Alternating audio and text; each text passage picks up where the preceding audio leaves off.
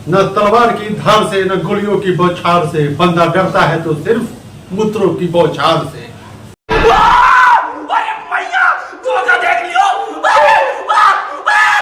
ये आज के जमाने का डायलॉग हो गया है।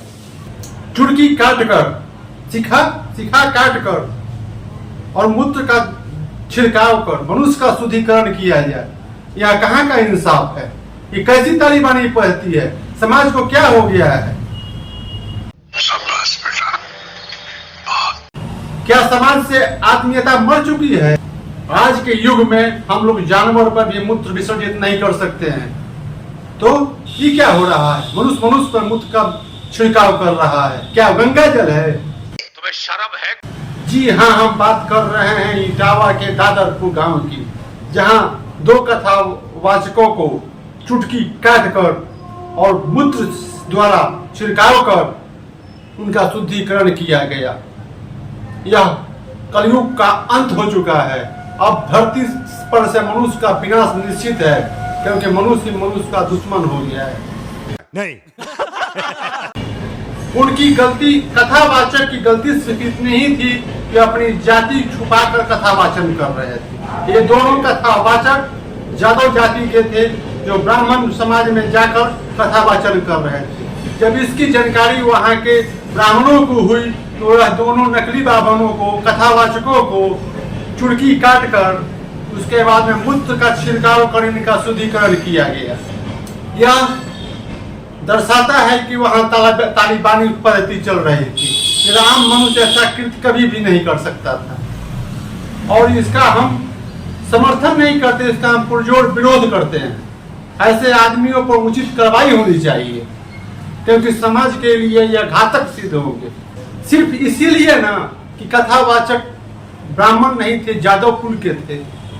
तो ऐसे कथावाचक के साथ जो भी कृत्य किया गया है वह सही नहीं किया गया है, और मनुष्यता को शर्मसार करने वाला कृत्य किया गया है, समाज को कलंकित करने वाला कृत्य किया गया है। और यह काम मनुष्य नहीं, कदापि नहीं कर सकता। यह काम सिर्फ और सिर्फ केवल असुर यानी कि राक्षस कर सकते हैं, दूसरा कोई नहीं कर सकता। अगर इस तरह का कार्य होता रहा तो मनुष्य ही मनुष्य का दुश्मन बन जाएगा। कोई किसी के देह पर मूत्र विसर्जित कर देगा, कोई पैखाना फिर के फेंक देगा, समाज से गंदगी फैला चुका होगा, समाज में गंदगी फैल जाएगी। कोई खखार के थूक बिक देगा। तरीका है कोई? मूत्र फेंक दीजिए, गू फेंक दीजिए, थूक फेंक दीजिए, नेटा छिड़किया फेंक दीजिए, ये कोई तरीका है? अरे मनुष्य है, मनुष्य जैसा रहो।